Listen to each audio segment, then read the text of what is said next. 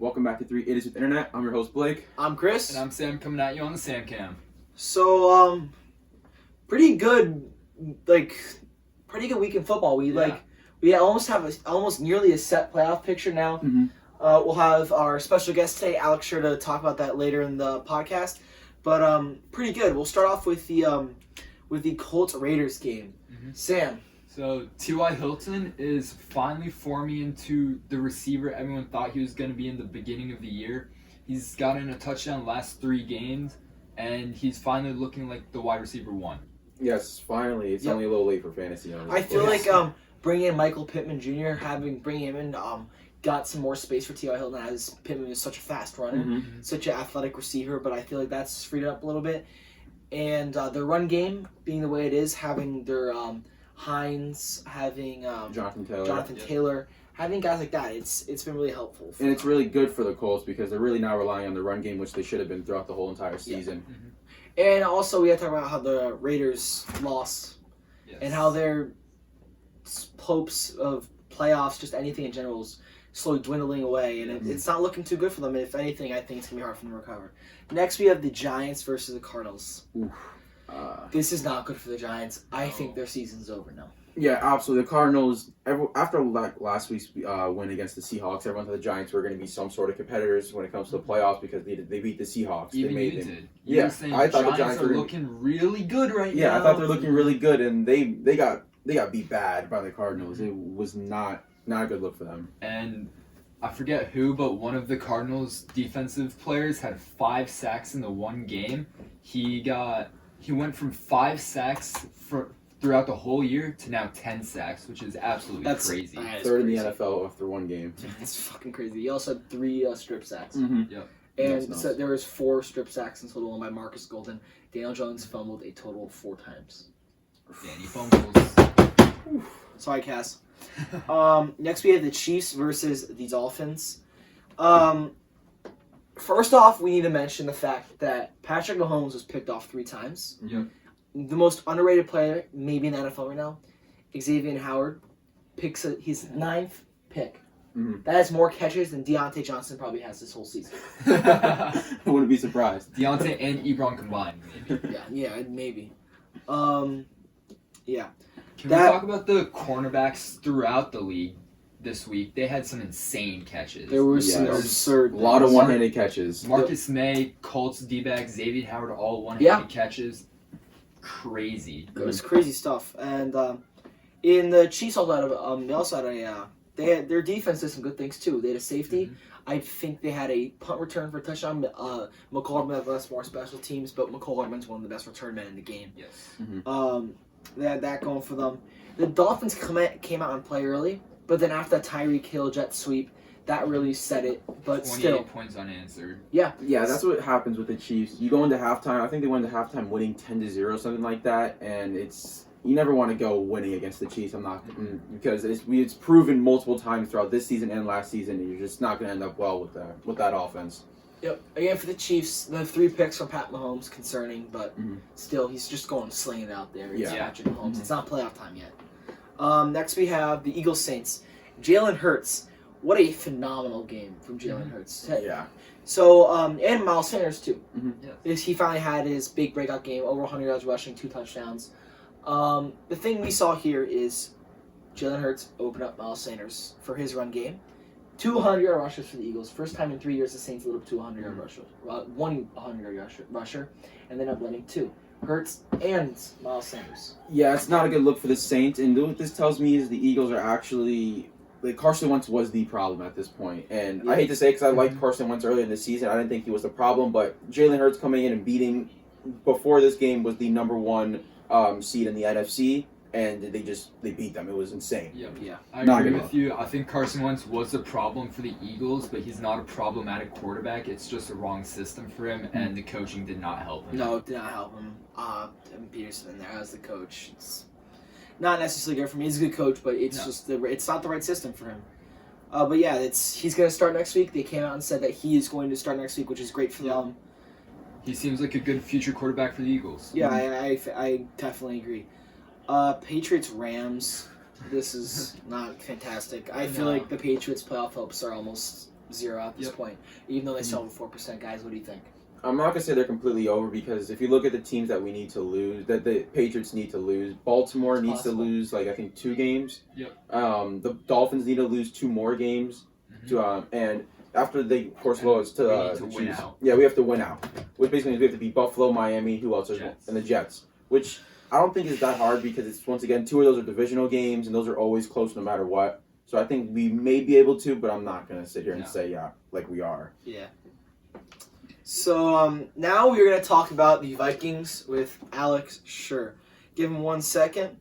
Alex Schurr, welcome back to the podcast. Good to be here. How's everyone doing today? We are doing good. How are you doing? I can't complain. All right, so your Vikings after... I mean, you could complain about the kicker. Yeah, that's true. So after Dan Bailey, who apparently as of 3:30 on Monday still has a job with the Vikings, should he have no job at this point? I think they need to find a replacement before they do anything. You know, like they have a guy on the practice squad. I don't know how good he is. Yep. It's not looking good for the Vikings' playoff hopes. Like, what do you think? Do you think it's over for them? Do you think they have almost no shot at the playoffs anymore? Are you? Yeah, I think they have very little shot. I think obviously, you know, if they win out, they do have a chance. But it's not a very high one. You know, I think the Cardinals deserve more of a shot in the playoffs than the Vikings do at this point because their defense just is not playoff caliber at the end of the day. And special teams, you know, obviously, issues from the long snapper to the punt returns to the kicker, it's been atrocious. Yeah. It's been atrocious. And I didn't watch the game, I saw some highlights from the game. Tom Brady was exposing your secondary so often with that huge bomb to Scotty Miller, some few deep passes to Mike Evans. And a lot of misses, actually. That too. There were a couple deep shots that he hit on, but he actually missed on a lot of the intermediate throws. And he, you know, I mean, Tom Brady can still sling the rock a lot, but his accuracy is declining. His accuracy is declining. I mean, it's obviously a young secondary. You look at the corners from last year, and absolutely no one remaining. It's not the same. It's not the same team defensively at all. You had 2 remaining starters playing last game. I mean, I guess 3 if you would count Jaleel Johnson, as one of the defensive tackles, but you have the 2 safeties, Anthony Harris and Harrison Smith, and that's it. Yeah, you know, Eric Hendricks tore his calf. I mean, that's insane. You know, you have a really good defensive scheme and a really good set of players normally. I mean, you look at last year, you had Everson Griffin, you had Danielle Hunter, Harrison Smith, Anthony Harris, Eric Hendricks, Anthony Barr, and it just all kind of went downhill. Yeah. And I think there is a future for the Vikings, but I think that there is a lot of, at least this season, you know, from the get-go, which is kind of just doomed for them. There really wasn't much headway. You know, you had Michael Pierce, they got in free agency. He opted out. They lost Everson Griffin, Danielle Hunter, herniated disc in his neck, out for the season. And then Anthony Barr and a bunch of other depth guys got injured very, very quickly. There's only probably 1 or 2 corners that haven't gotten injured. At least at some point in the season and missed games. Yep. And that's Chris Jones, number 26. Boy, Chris Jones. Yeah. All right, and, yeah. That's it. That's about it. No, but also I want to talk about like who are the Vikings playing next week? I'm not sure. I think they're playing either Chicago. I think Detroit. They're playing week 17. The Bears. They have New Orleans and Chicago. Yep. Yeah. So looking at that schedule, that's potentially you're going to win against the Lions. You pretty much to make the playoffs, you have to win out. Do you feel comfortable about that?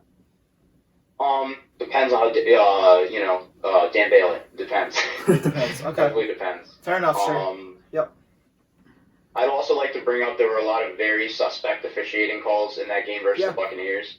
You had a PI that was called on Jeff Gladney where Mike Evans actually slipped before the play, so it really wasn't PI. You had the first Hail Mary since 2009 that was called defensive pass interference, or that was called pass interference in general, where the Buccaneers were able to score and get a field goal for no reason.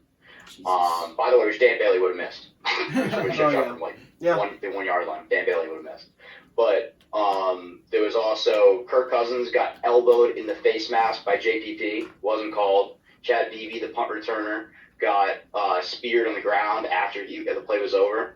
and that didn't get called. CJ Ham got his elbow twisted by Devin White, not his elbow, his leg out of bounds. Devin White tried to twist his ankle, and it didn't get called at all. So, I think that's great. Yep. All right, sure. We really appreciate you for coming on and talking about the Vikings and their dwindling playoff hopes. We hope to have you on too soon, maybe come close to the draft time. When we start really getting into the draft in here, hopefully you can give us some good insight. We know you watch a lot of college football, and we'd be more than happy to have you on come draft time. We really appreciate it, sure. Thank you so much. Absolutely. Have a great day, everybody. You too. All right, guys, that was Alex Schurr. And now we're going to get on to the game of the week. And the game of the week was the Steelers-Bills. This game ended up bad. It was not a good look for the Steelers. It was not a good look for really either team to start off. Mm-hmm. To start off, yeah. In the beginning of the game, it was more of a defensive game. It was very defensive. Both defenses were playing very well. The Steelers' offense, of course, put the first points up. But the Steelers' offense, their wide receivers, like Deontay Johnson, himself, got to learn to catch the ball. Seriously. He's dropped, I think, what was it, over 12 or something? 12 balls this season. Yeah, in the last three, I think it was like the last three games. Yeah, the last 3 weeks. 12 balls in the last 3 weeks, which is insane for an NFL wide receiver, and not looking good for them. I think coming out of the first half, Mike Davis, the Steelers cornerback, had the same amount of catches as Deontay Johnson. Jeez. I think so. I'm not sure when Deontay came back in, but I know he was pulled for quite a while. Yeah, he was. He was pulled for quite a while. Yeah, that makes sense. But really, I'm not going to want to make excuses. The Steelers lost. Yes. They did not deserve to win that game. They absolutely had no deserve. They did not deserve to win against the football team. They did not deserve to win against the Bills. But really, there's no fight, even with the injuries. I can use the injuries as an excuse, but I'm not going to. Mm-hmm. This team, come playoff time, they will most likely get the second seed. And they will either the second or third seed, and they will. Right now, I do not see them winning. I don't see them winning a playoff game. Yep. If they're in the current condition, like this in playoffs, if they're in the current condition they are, it's not looking too good. But with injuries to our whole middle linebacking core, I knew as soon as Vince Williams went down, our second best linebacker, who was our first string, our green dot guy, when Devin Bush went down, that was a massive issue. He's doing okay with COVID. I hope he's doing well. He tweeted yesterday that he feels like he's dying. How bad it is. But having no Robert Spillane after losing him with a knee injury. Middle linebackers gone. Stephon Diggs, the field's open. No Joe Hayden. Yeah, Hayden was probably one of the biggest misses because no cornerback to guard him. Diggs went absolutely off, which was expected. 130 yards and a touchdown. Because Diggs one of the best receivers in the league, and you have, for example, you need your number one corner on Diggs man to man, which would have been Joe Hayden at the time, but he wasn't there, and it was not good for that secondary. Hopefully, like the Seahawks did this week, went and bashed the Jets, and no one is really worried about them as much anymore. Hopefully the Steelers can go get healthy. They play on Monday night, extra day of rest. Hopefully Vince Williams is back. That will be on the 11th day. He's able to come off the 10th day, which would be Sunday. He'd be able to come off the COVID list on Sunday. Hopefully he's okay. Hopefully he can back and play. Worst case, he doesn't. Joe Hayden will be back. We'll have our fully healthy secondary finally. And hopefully, when you add that together, hopefully Cam Hayward's okay. We lost 2 of our left guards. So we're down to a center playing left guard right now. I'm not as worried about that as left guard is probably our most flippable position on the O-line. But there's problems. The injuries are starting to slowly get solved, all the small ones. They need to get healthy for playoff time or they will not win a game. It's the Colts game and Browns game, last 2 games of the season. Those are going to make and break what happens for the Steelers in the playoffs. Yeah, the Steelers, they need to be completely healthy, and then them being the 1 seed was very good for them because they could very easily use that one. They need that bye week. They need that bye week because they just had 13 straight games. There's no team in the NFL right now that needs a bye week more than Pittsburgh Steelers right now. And if they come to the playoffs and they're not healthy, they won't win a game because these teams in the playoffs, most of these teams that they'll be playing are currently very healthy, and it's just going to be tough for the Steelers. Yep. So coming up the power rankings, Sam, start us off. We got Chiefs staying at number 1 after taking out the Dolphins. Then number 2, we have Packers. I think Steelers were number 2 last week. They might have been dropped to 3 after the loss to the football team, but I'm not sure. Number 3, you have Steelers. 4 is the Rams moving up a bit. Number 5 is the Bills after taking down the Steelers. They're legit now. They are. They're definitely Those legit. are definitely legit. Josh Allen can sling the ball. Mm-hmm. And then number 6, we have Saints dropping a lot after Jalen Hurts takes them down. Yep. Yeah, that big loss. Chris and Blake want to take the rest? Number 7 is the Seahawks. Yes, they beat the Jets, but I don't think that's very impressive, especially because they lost the Giants 2 weeks ago. They really need a big game for them to get back in this top 5 where they were earlier this season. Yep. Number 8 is the Bucks. I think the Bucks are. I think 8 is a perfect spot for the Bucks because they're not yet there. They're not the top, they ain't the bottom, but they're there. They're there. Yeah, they're there. They're a playoff contender. We don't know actually at the NFC. The NFC's like changing every single week when it comes to playoffs, so we don't know yet. Yep. Now, coming at number 9, we have the Cleveland Browns moving up one spot. In the 10th spot was really, but it was between the Colts and the Titans. But you look at the division, you look at where the division is, and that's what made my decision. It's who's gonna win that division, and the Titans will win that division, and that's why the Titans at number 10 instead of the Colts. Yep. That's fair. And that is it for this episode, guys. If you want to help us with the power rankings, that'd be awesome. Mm-hmm. If you did enjoy this video, like, subscribe, comment down below any ideas, or if you guys want to come on the show, because we're always looking for people to come help out. That's all we got for you guys today. We'll see you guys next time. Have a good one. See you guys.